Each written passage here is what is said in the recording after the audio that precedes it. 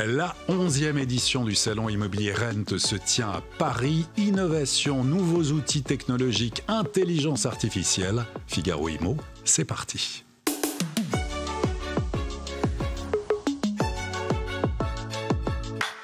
Deux invités dans cette émission Figaro Immo. On est très heureux de recevoir aujourd'hui Stéphane Scarella. Bonjour Stéphane. Bonjour Olivier, bonjour à tous. Directeur de Rent Salon Immobilier qui se déploie en France mais aussi à l'international, et c'est la 12e édition et qui se tient du 6 au 7 novembre à Paris Expo, porte de Versailles.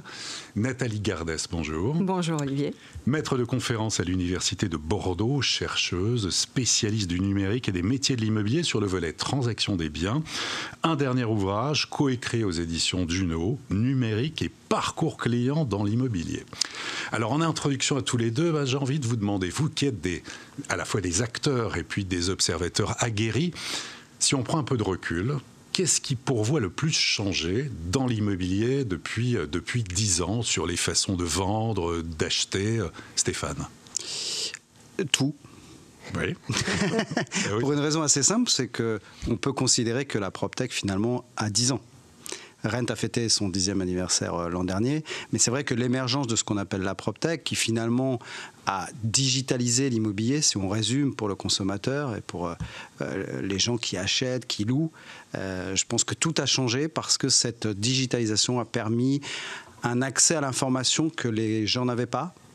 Donc aujourd'hui, ils ont capacité, très en amont de la chaîne de valeur, à avoir un maximum d'informations, à visiter leurs biens à distance, à faire des simulations, du homestaging, des devis de travaux, que sais-je. Ce qui veut dire qu'ils ont une information conséquente et que donc ils sont en capacité d'avoir un choix beaucoup plus fort. L'accès aux données aussi, le fait, la transparence, même on dit que souvent aussi l'acquéreur est plus averti, et c'est même des fois plus que l'agent immobilier lui-même.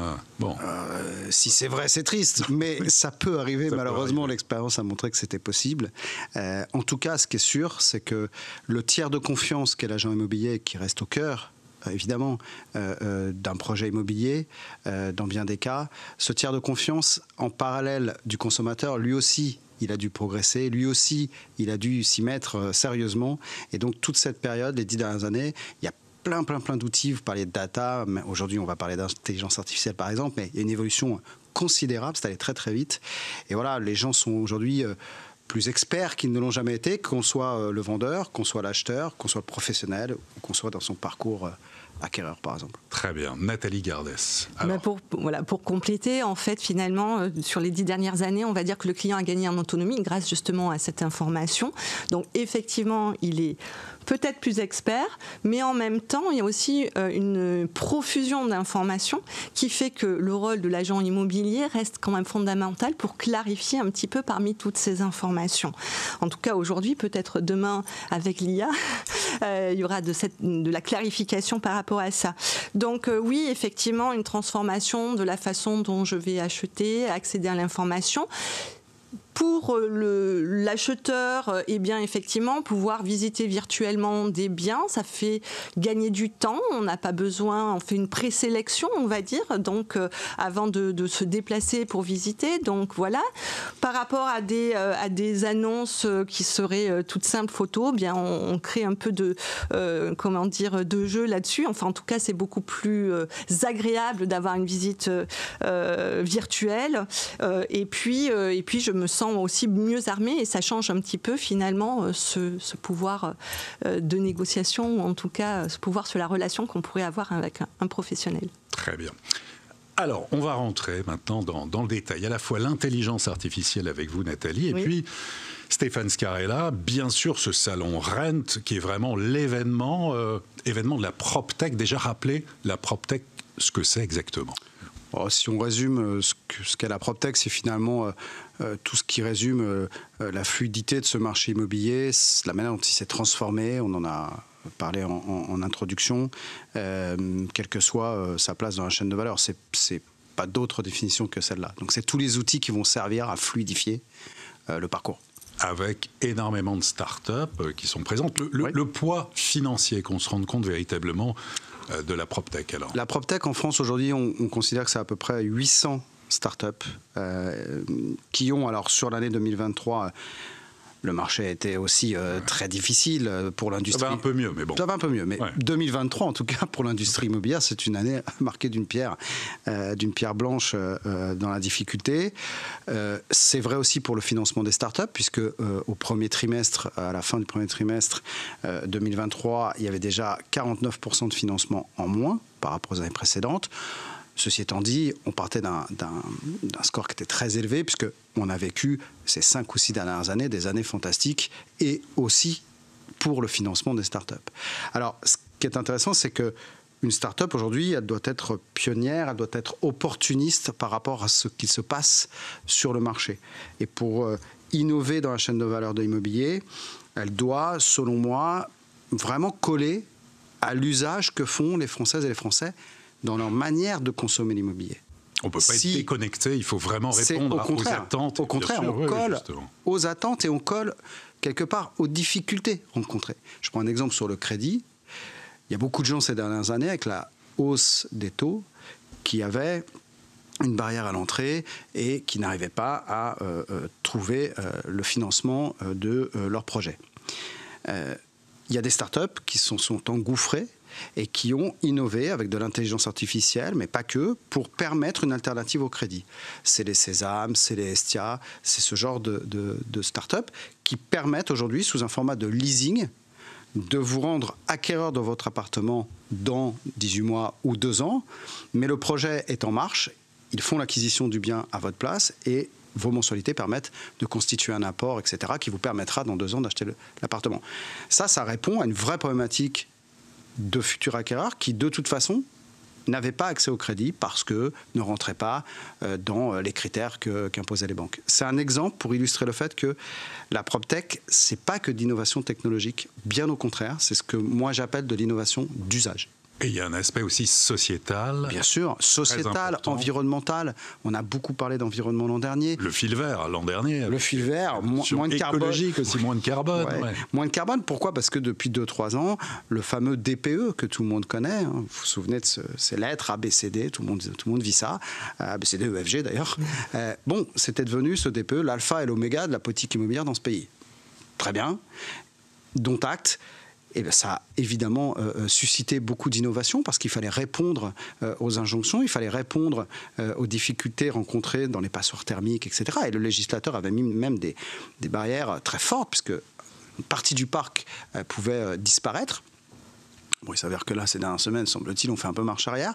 Mais néanmoins, évidemment qu'il y a de l'innovation d'usage parce que c'est une manière de répondre aux difficultés que rencontrent tous les professionnels ou les particuliers. Quelques levées de fonds emblématiques ou des startups particulières à suivre. Je sais que c'est pas évident non plus de choisir, mais bon, déjà des levées de fonds. En tout cas, sur celles qui sont sorties parmi les plus belles levées en 2023, il y a eu Zephyr qui est justement dans cette alternative au crédit, au crédit qui a levé 11 millions d'euros. On a des gens comme Check and Visit, évidemment sur les états des lieux. Et donc là aussi, grâce à l'intelligence artificielle, grâce à la digitalisation, sur les états des lieux, ils ont levé plus de 12 millions. Il y a Kelvin aussi sur le fait de pouvoir estimer les travaux nécessaires à la rénovation de son logement pour répondre justement à cette injonction de DPE notamment, qui a levé aussi 5 millions. Donc il y a des levées de fonds, bien sûr, il y en aura encore. Simplement, c'était un peu plus difficile l'an dernier.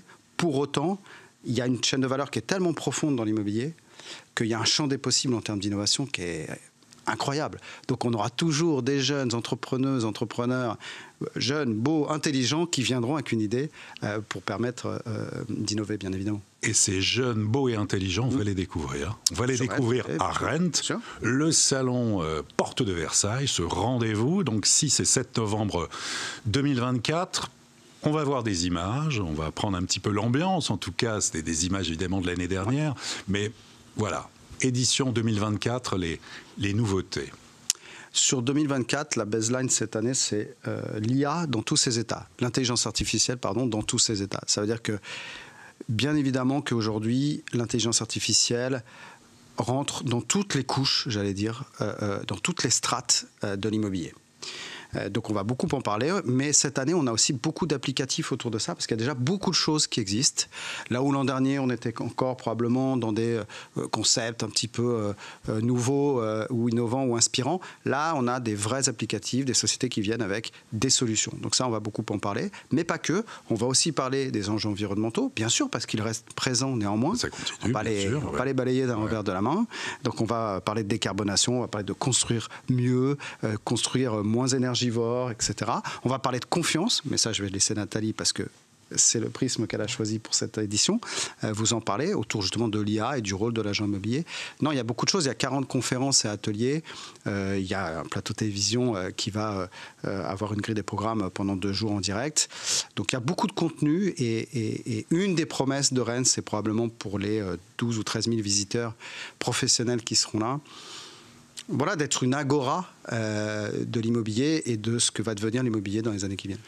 Alors, vous l'avez dit, Stéphane, l'année dernière, il a été beaucoup question, c'était le fil vert, de transition écologique. Et donc, cette année, c'est l'intelligence artificielle. On va voir avec vous, Nathalie Gardès. D'abord, pour ceux qui ne connaissent pas bien, finalement, qui se posent des questions, parce qu'on pourrait se dire, finalement, c'est un peu comme le bio, l'IA, on en met un peu partout. Il y a des choses très sérieuses et puis d'autres, on ne va pas dire un peu fumeuses, mais quand même, vous, avec votre expertise, l'intelligence artificielle, tout d'abord, votre définition.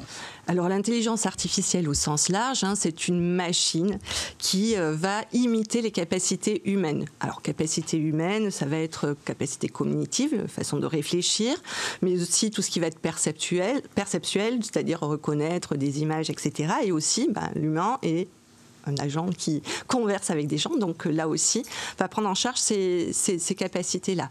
Alors bien évidemment, pas toutes les capacités humaines, on voit bien qu'un humain, effectivement, il sait analyser, converser, mais aussi il a de l'intuition. Alors, est-ce que l'intelligence artificielle devient intuitive peut-être demain, mais aussi il a des capacités émotionnelles, et donc là pour l'instant l'IA n'étant pas connectée à son environnement et est en capacité de voir les émotions, de les analyser mais pas de les ressentir. Donc voilà. Donc beaucoup de potentiel derrière cette IA. Et donc, puis accès concrètement, ordinateur, application, Absolument. Partout, on ajoute du contenu, on peut ajouter de la vidéo, on peut ajouter du son, il y a une valeur ajoutée. Une valeur ajoutée par rapport au traitement de données. Et puis, on parle beaucoup aujourd'hui de ChatGPT, parce qu'on parle d'IA générative, mais dans les représentations, c'est ChatGPT. Donc, c'est un sous-ensemble de l'intelligence artificielle, mais qui se concentre là plutôt sur la rédaction de contenu, donc peut-être des textes, ça peut être des vidéos, ça peut être aussi des images, et donc une grosse appropriation par le grand public de cette intelligence donc générative. Pour vous donner quelques chiffres, pour atteindre 1 million de membres à ChatGPT, il lui a fallu 5 jours. Instagram, c'était 2 mois et demi, et Facebook, c'était 10 mois. Ouais. Donc voilà, donc une intelligence donc qui séduit, qui est accessible à travers votre téléphone. Mais Nathalie, c'est ça le grand bouleversement en fait. Ça existait avant, mais le bouleversement, c'est que maintenant c'est accessible à tout le monde. Avant, c'était réservé un peu aux experts. Maintenant, exactement, monsieur, madame, tout le monde doit y avoir accès. Alors, on verra les limites. Exactement. Mais quand même, donc c'est ça, en fait. Voilà, et qui est assez bluffant parce que, pour ceux qui n'ont peut-être pas essayé ChatGPT, mais maintenant, la dernière version, alors certes payante, vous pouvez lui parler, elle vous répond. Moi, je m'étais fait une entorse et se souvenait que j'avais une entorse. Il m'a dit, mais au fait, comment ça va ton entorse? Est-ce que tu t'es bien soigné? Très bien. Vous voyez. Bon. Alors, on sort de l'entorse. En quoi l'IA, l'intelligence artificielle, va justement bouleverser l'immobilier, les métiers? Qu'est-ce que vous diriez justement, Nathalie? Alors, ça bouleverse de différentes façons. Déjà, au départ, quand donc un acquéreur ou un vendeur allait voir un agent immobilier, il, ce qu'on appelle, coproduisait le service avec un professionnel. Aujourd'hui, cette coproduction, elle va être aussi réalisée par un agent intelligent, une intelligence artificielle. Alors comment ? Soit moi-même, en tant qu'acquéreur, j'ai envie de faire une proposition d'achat sur un bien, eh bien, je vais utiliser un portail d'estimation et je vais avoir une estimation en ligne. Cette estimation, c'est l'IA qui l'a réalisée, ce qui me permet finalement de voir, tiens, est-ce que je vais acheter ou pas ? Pour le vendeur, de la même façon, alors soit je fais appel à un agent immobilier, mais je peux aussi dire je veux être vendeur tout seul. Eh bien, je vais pouvoir, dans la rédaction de mon annonce, être coaché par l'IA. Je peux aussi améliorer mes photos, donc ils vont m'accompagner dans ce parcours. Et je parlais tout à l'heure de coproduction tripartite, c'est-à-dire il y aura l'agent immobilier, il y aura l'intelligence artificielle, et je vais interagir et être en relation avec finalement 3 entités. Par exemple, si je vais sur un portail d'annonces immobilières, que ce soit donc un portail d'annonces... Figaro Immobilier, on va prendre l'exemple. Figaro Immobilier. Eh bien, je ne sais pas si sur le Figaro Immobilier, je peux poser des questions sur le site, dans ce qu'on appelle... On peut tout faire. On peut tout faire. Bien entendu. Donc, à travers le bot, je vais pouvoir poser des questions. Et l'énorme avantage, c'est que je vais avoir une réponse tout de suite, avec beaucoup plus de réactivité. Alors, évidemment... Mais le chatbot existait déjà avant, c'était quand même très limité. Absolument. Est-ce qu'il y a vraiment une différence là, avec l'intelligence artificielle ? Une différence avec l'intelligence artificielle générative, où là, effectivement, il va pouvoir comprendre donc, des situations, donc des données plus complexes, et vraiment être dans un langage humain et contextualisé. Avant, les bots, c'était des algorithmes assez limités et qui créaient beaucoup plus de frustration, j'allais dire, que finalement de réponses aux clients. Donc tout ça, ça change. Donc plus de réactivité. On reproche souvent à l'agent immobilier de ne pas donner de compte rendu, par exemple, de visite, de ne pas répondre aux mails, de ne pas rappeler. Eh bien là, l'IA va pouvoir prendre en charge pas mal de tâches, répondre donc à la place donc de l'agent immobilier. Donc vous en tant que client, vous allez avoir une expérience et un parcours plus fluide, en tout cas grâce à ça. Oui, Stéphane, vous vouliez rajouter quelque chose ? Je voulais juste dire qu'effectivement, là où Nathalie a raison, c'est que tout ça est au service du consommateur. Oui. Et vraiment, le changement de paradigme qu'on observe, c'est qu'on est passé d'un monde de recherche, en tout cas c'est mon sentiment, d'un monde de recherche à un monde de résultats. Oui. Si on prend un exemple très concret que vivent tout à chacun, vous utilisez Netflix, vous utilisez Spotify, ce type de plateforme, tout est basé sur l'intelligence artificielle et sur la suggestion. Vous, Olivier, vous ne vous demandez pas tiens, qu'est-ce que je vais regarder ce soir à la télévision ? C'est fini ça. Toute la journée, on va vous pousser des suggestions d'émissions, de sport, en fonction de vos goûts et de vos affinités. Mais dans l'immobilier, c'est la même chose. Exactement. Et donc, ça arrive aujourd'hui. On est passé dans ce monde de suggestion. Donc, ça veut dire simplement qu'il faut s'adapter. Quand on est le consommateur, on comprend assez vite ce qui est en train d'arriver. Quand on est le professionnel, bien évidemment, il faut adapter ses méthodes de travail. Mais encore une fois, ça n'est là que pour renforcer le tiers de confiance que vous avez en face de vous. Oui, tout à fait, Stéphane. Il faut le voir comme un compagnon, absolument, comme un compagnon qui va nous aider, mais il peut y avoir aussi bien sûr des limites sur la vie privée, les données, l'administration fiscale qui va trouver les piscines, les freins et ils sont en train de légiférer là-dessus. Oui. Alors les freins, effectivement, c'est que donc Stéphane parlait de recommandations, donc ça veut dire qu'on va capter vos données de comportement sur les réseaux sociaux, etc. Et puis on imagine un système de recommandations intelligent. Alors sur les plateformes, par exemple, on vous remonte des annonces qui sont très spécifiques par rapport à vos critères de départ. On peut imaginer qu'elle sera de plus en plus apprenante, donc il va falloir vous interroger de plus en plus. Ça peut être intrusif aussi, donc pour certains, en tout cas acquéreurs notamment, ça peut générer des émotions négatives. Donc ça peut être aussi des freins par rapport à ce partage de données. Et puis, ça peut aussi avoir un sentiment de limiter. On est contraint par rapport à son passé, alors que finalement, l'IA fonctionne par rapport à des algorithmes et à des comportements passés. J'allais dire, l'agent immobilier va peut-être, lui, avoir une connaissance plus intuitive, plus émotionnelle de vos styles de vie. Donc, il va être accompagné par l'IA pour s'améliorer, mais aussi, il y aura cet aspect créativité que, pour l'instant, en tout cas, il n'y en a pas. Ça va continuer. On a le sentiment que c'est le sens de l'histoire. Il y a une étude Deloitte qui indique que 83% des entreprises immobilières prévoient d'augmenter leur investissement dans l'IA d'ici fin 2025. Là aussi, des métiers bouleversés. Bien sûr. Et on y va. Mais c'est ce qu'on a vécu dans la PropTech, vous le disiez en introduction, il y a 10 ans, avec... je me souviens de ces contenus, etc., sur la digitalisation de l'immobilier. Donc on parlait de basculer le métier de l'agent immobilier, ou en tout cas de lui donner des outils digitaux. Vous avez vu le chemin qu'on a parcouru quand même en à peine 10 ans. Là, on est quand même sur des sujets très lourds, impactants, mais il n'y a pas d'autre choix. En plus, on a la chance en France d'être dans un écosystème qui est le premier en Europe en termes de start-up autour de l'intelligence artificielle. On a une dynamique à 2 chiffres très largement depuis 2 ans. Donc on a quand même une pépinière, on a des choses qui sortent qui sont quand même très très pertinentes, donc il faut en profiter. Mais l'humain reste évidemment le conseiller, le plus important. Ça va être un outil supplémentaire, c'est pas ce qui va remplacer. Là aussi Stéphane, on se rappelle à l'époque, beaucoup disaient ça va être fini, maintenant terminé. Parce qu'il y a la visite virtuelle, on n'aura plus besoin de la visiter. Mais non, c'est faux. Toujours besoin quand même. Évidemment, c'est de la qualification. En tout cas, moi je résume ça comme ça. Tout l'enjeu, c'est de trouver un équilibre entre innovation et humanisation. C'est tout. L'IA, moteur d'innovation.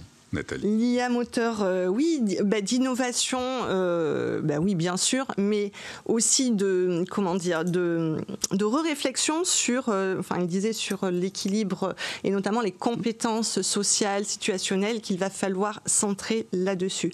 Après, l'innovation, c'est souvent à travers les outils, notamment les visites, comment je fluidifie mon parcours, comment je fais gagner du temps. Elle est là aussi dans l'organisation. Et c'est pas que le logement, c'est le bâtiment, l'utilisation, l'optimisation, la performance énergétique. Qui dit le bâtiment dit le quartier, dit aussi le climat. Enfin, ça va très très loin dans toutes les données qu'on va avoir justement. Smart City. Oui, la Smart City. Bien sûr. Avec la limite de la Smart City, c'est que pour avoir vraiment un quartier intelligent, c'est-à-dire on peut imaginer des lignes de bus, non pas en fonction d'un programme préétabli, mais en fonction des besoins, tout simplement. Ça veut dire qu'il va falloir que les gens soient géolocalisés. La ville en temps réel.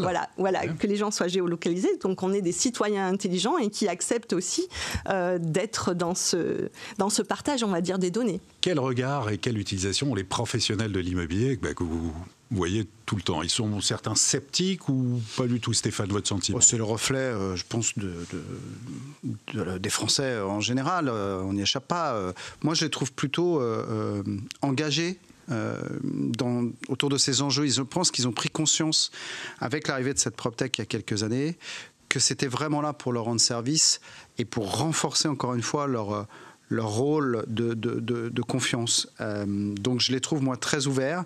On le voit sur Rent, il y a aujourd'hui des agents immobiliers, mais aussi des réseaux de mandataires. Tout ce qui distribue, en quelque sorte, l'immobilier a besoin de ces outils-là, parce qu'ils gagnent du temps, parce que ça les rend plus efficaces. C'est vrai dans des métiers comme la gestion, le syndic par exemple, quand vous êtes dans un syndic, que vous gérez 200, 300, 400 lots, l'intelligence artificielle, elle vous change la vie. Parce qu'elle va automatiquement rappeler les gens, ne jamais oublier les dates d'anniversaire des baux, etc., etc. Donc pour les gens qui travaillent dans ces métiers-là par exemple, on ne peut plus se passer de ça, une fois qu'on y a goûté. Voilà, maintenant, il faut le faire intelligemment et il faut trouver, encore une fois, cet équilibre entre l'innovation et l'humain avec ce qui est cher à Nathalie, c'est la confiance au milieu de tout ça. L'IA, allié incontournable, en tout cas pour l'immobilier d'aujourd'hui et de demain. Oui, Nathalie. oui. Et le gros enjeu, j'allais dire, c'est cette notion de confiance, c'est-à-dire la transparence des algorithmes, l'explicabilité aussi de la décision qui est prise par une intelligence artificielle. Pour l'instant, là, on a une sorte de boîte noire, finalement. De plus en plus, alors ça peut être les acheteurs, les vendeurs qui peuvent demander conseil, mais un agent immobilier, par exemple, ça va l'aider à sélectionner des dossiers. À un moment donné, il faut quand même qu'il y ait cette prise aussi de recul et de compréhension de pourquoi l'IA est arrivé à ce résultat-là. Donc cette notion d'explicabilité et d'éthique aussi, parce qu'il y a des algorithmes, les algorithmes sont faits par des êtres humains, et donc il faut s'assurer aussi qu'il n'y ait pas de discrimination dans les données pour éviter en fait d'avoir une IA qui serait Qui serait biaisé.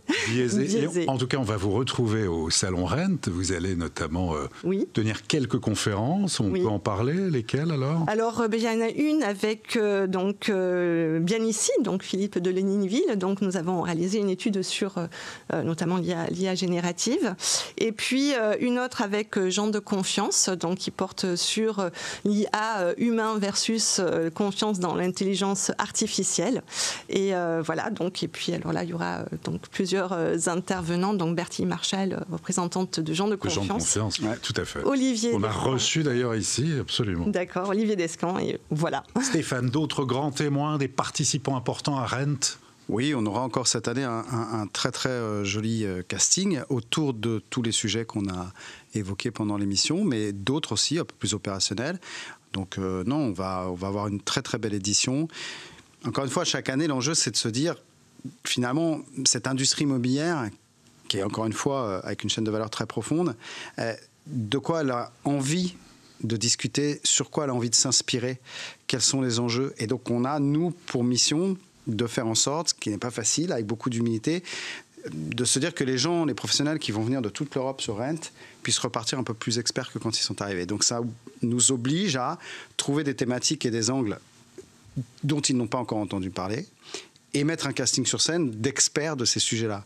C'est pas toujours simple, en tout cas on s'y emploie, mais je pense que oui, ça va être étonnant encore une fois. Et c'est un salon très inspirant. En tout cas, merci à tous les deux. Merci, Nathalie Gardès, merci beaucoup. Stéphane Scarella, très bon salon Rent. Merci à vous. Rendez-vous 6 et 7 novembre 2024 au salon Paris Porte de Versailles. Compte sur vous. Absolument. Et à très bientôt pour une prochaine émission de Figaro Immo.